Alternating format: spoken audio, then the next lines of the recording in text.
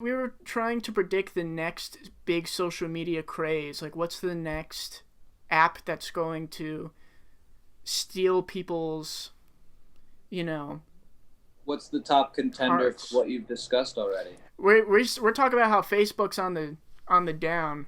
It's like MySpace now almost. Yeah, Yeah, almost. MySpace is going to be like vintage pretty soon, like almost literally. Facebook's the new MySpace. Well, it seems like social media is turning into this thing where it's giving average people these tools to express themselves super creatively, and it continues, in my estimation, to water down art in general. So TikTok seems to be prince, if not king, at the moment. So I'm unsure. I didn't see that coming. No. So I don't think I have any good prediction. I think potentially, especially now with like the pandemic and everyone getting used to also like all this Zoom stuff, and TikTok is kind of king, like Steve is saying, like maybe there's going to be something that's a little more like blended between the two, more of like a long format version of like Instagram and TikTok. You know, it's which might almost turn it into like it's almost like TV or something, you know. Are you pitching a new social media platform that we as a group will then create and make trillions of dollars? Yes. So let's not put this on the internet. Let's just go do this. Yeah, we'll stop right cut this there. part out. But we'll talk offline. We'll talk offline for sure. Take this one off the net. Take the. Well, that's I think what Steve started talking about brought up a interesting topic of discussion where social media might relate or have to do with local bands using it to either promote their music or just stay in touch with fans. Do you see that as more of a blessing or a curse? I think both. There's a lot of people on both ends, both artists and consumers of art, that get a lot out of the instantaneous connection and kind of the community it's able to build. I imagine people that aren't terribly interested in pursuing those avenues for creativity are going to be left in the dust a little bit.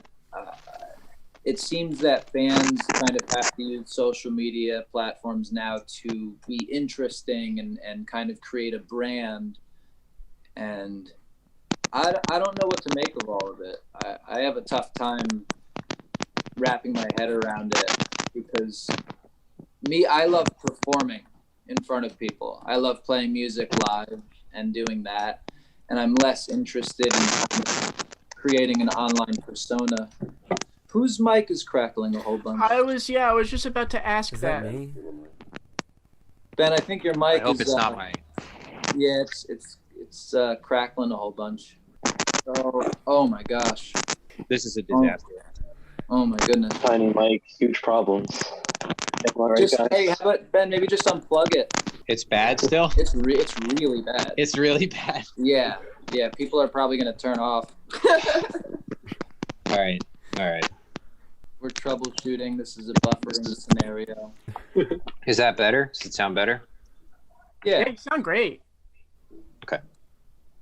So yeah, just to finish, I guess the thought, if I'm not too derailed on it, is that I think it's super beneficial for a lot of people, and I think there's going to be an equal amount of people that are frustrated by it. And I think that goes with that, like, not to sound like an idiot, but people were upset when Dylan, went from acoustic to electric. I think it's a similar phenomenon as technology continues to infuse itself with artistic endeavors. Sure. Who runs the ManDancing Twitter account? Or are we trying to keep that a mystery? No, Ben and I do. Mostly Ben. That's fun. Russell runs our Shark Club page, yeah. He's the mastermind behind ours. I thought so. And it's really tremendous work that you've been doing. Oh, shucks. Thank you.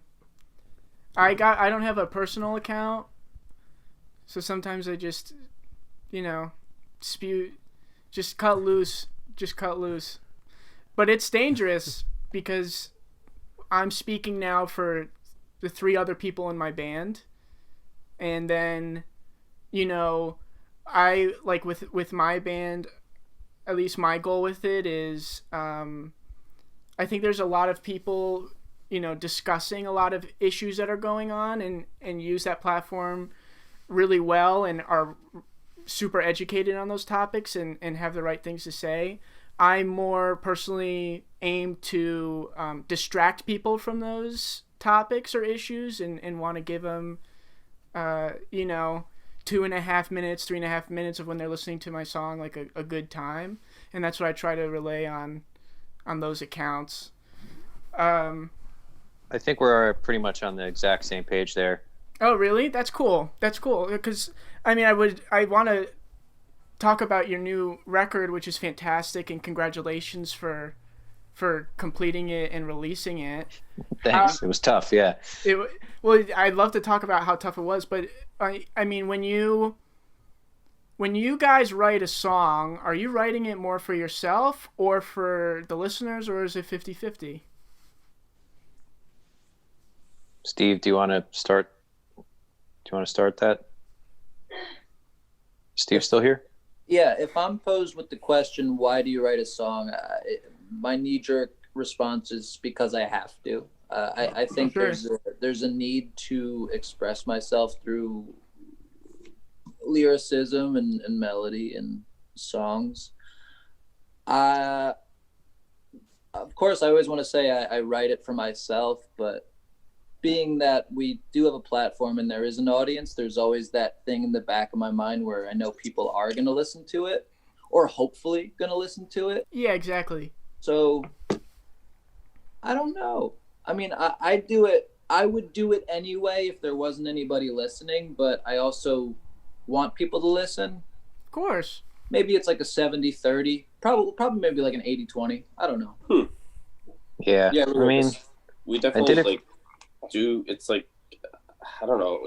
I don't want to like speak for everybody else, but it definitely feels like it's something that like just making music in general, we just love it so much, or I just love it so much. So it's like always like it's like an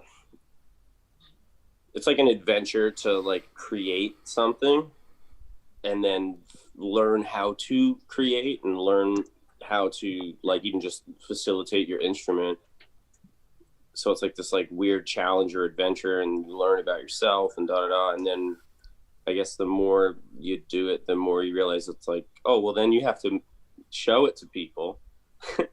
And if they start to like it, you're like, whoa, that's cool. And then I guess that's an interesting relationship. Yeah. Unless you, Yeah, I don't know. like, part of my inspiration for the record was wanting to make something.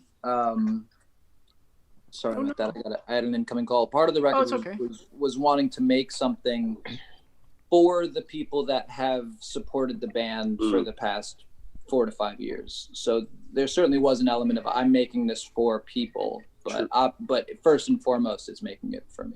Yeah, just because it's like you know at the end of the tunnel, which is okay, this record is now it's like finished and people get to look at it or listen to it. You know that like if someone's going to see it, you kind of just focus on that moment so you could go internally and try to do the best that you can. So it's like I don't really think about it, I guess, while I'm making music anyway. I just need to be here so I can do the best that I can because I respect it. All the music that has inspired me. So if I'm going to show someone something I made, like I got to respect that process to get to push myself, I guess. Does that make sense? Yeah, it does make sense. I like that. Ben, what do you think? I think that most of us were probably making music for quite a long time before anyone was listening. So, of course we're doing it for ourselves.